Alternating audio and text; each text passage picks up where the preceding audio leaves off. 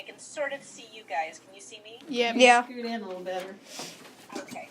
All right, and I'm going to apologize because I'm working from home because my dog had surgery a couple days ago, and I want to keep an eye on her, so I'll hope they don't join our conversation too much, but if you hear barking, you'll know what happened. Okay, so our first question is, Speak up, okay? Oh, okay. Okay. Our first question is, what impact did chemical warfare have that was different from the new technologies of the tank, truck, large guns, and planes? That's a great question. So what makes chemical warfare different from all of these other technologies that existed is really that it's a totally different category. At least the tank, the truck, the planes are new kinds of vehicles, and vehicles have been used in war for a long time. And large guns, even machine guns, even though they're fancier and maybe more efficient weapons in World War I, there have been artillery and guns before, but using chemicals is really different. And one of the things is not just that it's a much more scientific weapon in that sense. Oh, that's perfect. I can really see you now. But they're using new developments in chemistry that had really occurred in the last few decades before the war. And the other thing is it's a weapon of mass destruction. I mean, it's meant to target many people at one time. I would also say that it's not unique in that it causes a lot of horror and fear. It's probably more scary than it is deadly, depending on which gas you're using.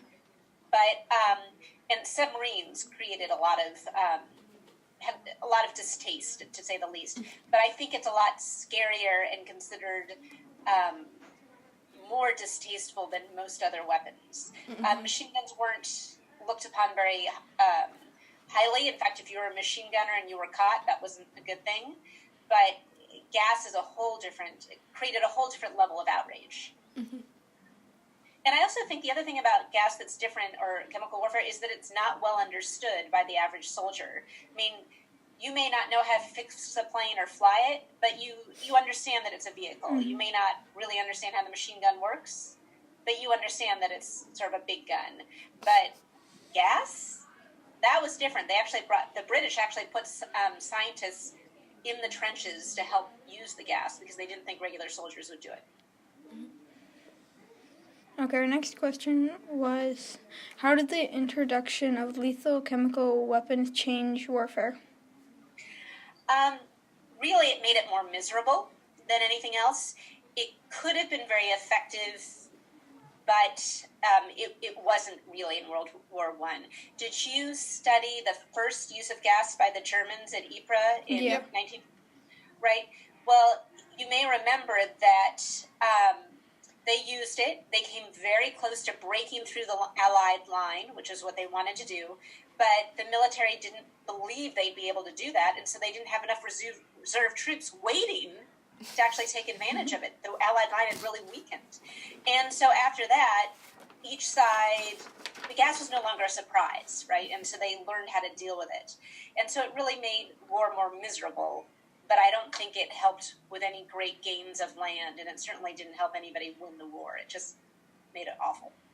The other thing is we don't know how deadly it was. People come up with different statistics, and depending on who the victims were, meaning which nation was the victim, it could be different.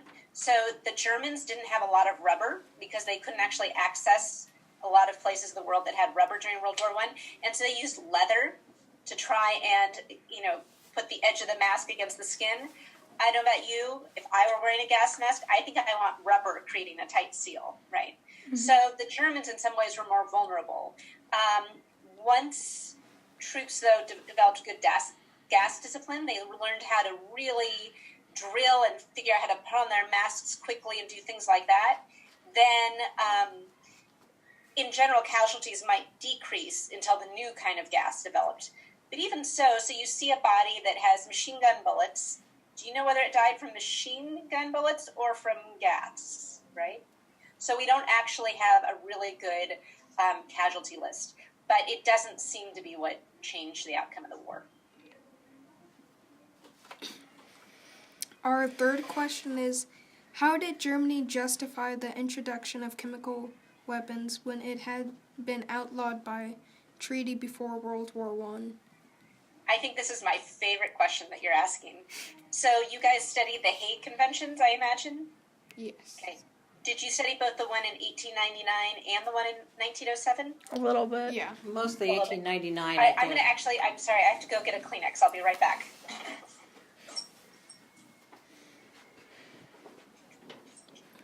Go full circle. I apologize, but you don't want to watch my drippy nose during this whole That's not really good. All right, so in 1899, and I'm sorry if I'm repeating anything you know, the signatories to the Hague Conventions banned weapons projectiles whose sole purpose was asphyxiation. So it's not just any weapon, right? Technically, it's projectiles. And it's weapons whose sole purpose is basically suffocation. And the reason they did sole purpose is because a lot of artillery will actually give off toxic gas just incidentally. I mean, just, things smell. And they didn't want to get rid of high explosives and things like that. So it has to be not just anything giving off, anything that might cause some suffocation or make you feel bad when you breathe, but just sole purpose. And then in 1907, the Hague Conventions banned weapons with unnecessary cruelty and ones that were poisonous. And they didn't specify gas, but, gas is called poison gas. You could argue that it's cruel and poisonous. So when gas was used, for one thing, the Germans didn't use projectiles at first. They used canisters. Did you study this? Mm-hmm. Kind of like helium tanks or oxygen tanks, and they connected them, and then they turned valves and let the gas come out. So for one thing, they didn't technically break the law, right? Because they didn't use projectiles. Now, you could argue that maybe they used poisonous things or ones that are unnecessarily cause unnecessary suffering, but, maybe you couldn't. So there's that technical element. The other thing is there was an interesting article, or at least the Times in London, so the big newspaper in Britain, reported a German professor named Wegener, Wegener, as saying, well, and this is after the first gas attack, so what if we broke some laws? Law and modern war don't go together. It's not a big deal. We have to fight new wars in new ways. So that's just one person, but nobody on the Allied side really thought that. The Prime Minister of Britain quietly wrote to the King of England and said, well, yeah, technically the Germans didn't break the law, but in public, all anybody said was, they did this atrocious thing. It was pernicious. I mean, they used all sorts of really negative words. And they completely blamed Germany. And part of it was, in some ways, Germany's fault. Germany had a really bad reputation, for invading Belgium, which was a neutral country, for breaking the law there. After the first gas attack, they sank the Lusitania, which one could argue they could have done this, but a lot of innocent civilians were sunk with it. And they did things like this, so everybody assumed that Germany was a bad actor, was naughty all the time, right? So of course they did the wrong thing with gas. And then once gas was used, it becomes a tit for tat, right? You get into a spat, and you pushed me, so I'm going to push you. Well, you used gas, and now I'm going to use it. And it went from there. But Germany you're right, could never really get rid of this reputation of being someone who broke the law. So. Our fourth question was, what was the role of chemical weapons in ending or changing the trench warfare of World War I? I would say it didn't end it.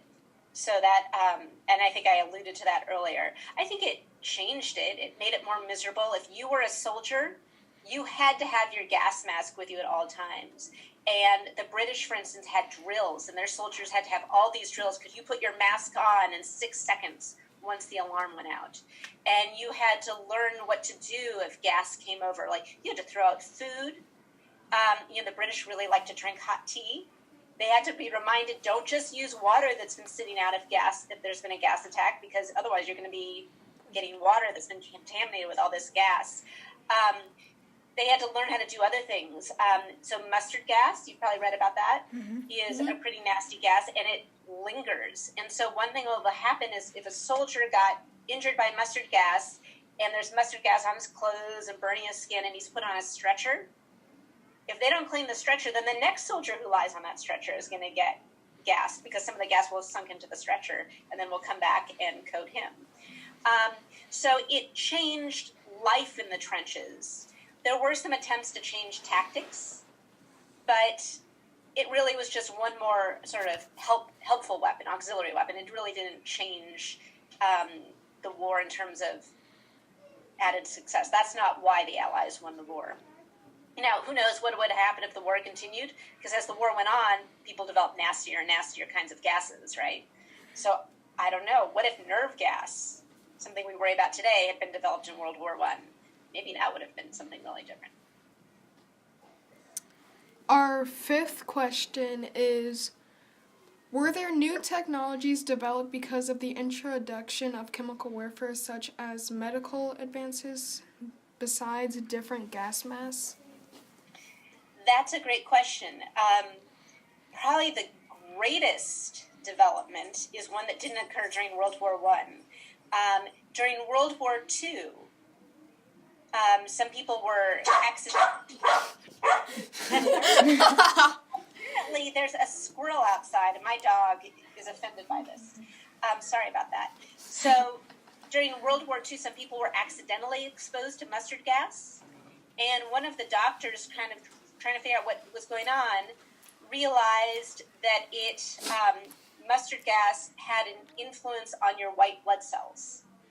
And the reason this is important is because of that knowledge, they eventually figured out how chemotherapy works. So chemotherapy, which treats cancer patients, is actually derived. So it's like, a descendant. It's not mustard gas itself, but people learned about it and figured it out because of mustard gas. So, hopefully no one we know ever needs chemotherapy, right?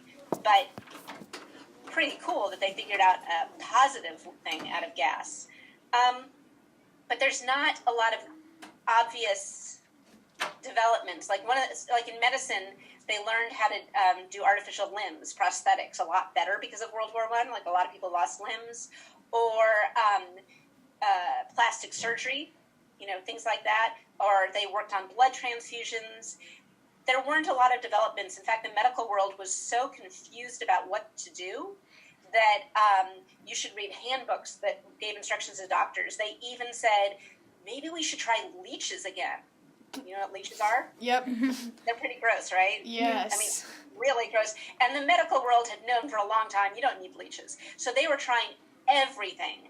I think what was developed is different ideas about chemicals and how to manufacture them more safely, things like that. But it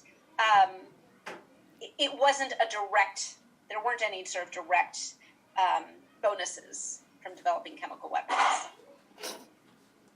Sorry, that's the dog again. She'll be part of your project. Are there any other questions you have? No. Or any questions about what I said? No, not really. Well, No? you said that if water was left out during a chemical attack, was the water poisoned? Yeah, it could be, depending on what gases. So there were lots of different kinds of gases that were used. You've probably studied that. But it could be. And the thing about, so if water's out there, and not just water, but think of all, holes filled with mud and water, Mm-hmm. right? Because shells have been in there, so there's a hole filled with dirt, mud, and water, all of that. And it wouldn't necessarily linger forever, but it could linger for a certain amount of time. Mm-hmm. So your food, your water, what happens to your clothes? How do you clean those? And it's not like they were taking showers every day, right? Yeah. Yeah, not in the trenches. No. So it really could change your daily life and just make it harder if it wasn't hard enough. I don't think we have any more questions. No. So what are you doing for your project? I mean, I know you're working on chemical warfare, but are you writing a paper? Or making a website. Yes. Okay. We are making a website with one more person, but he's in Taiwan right now.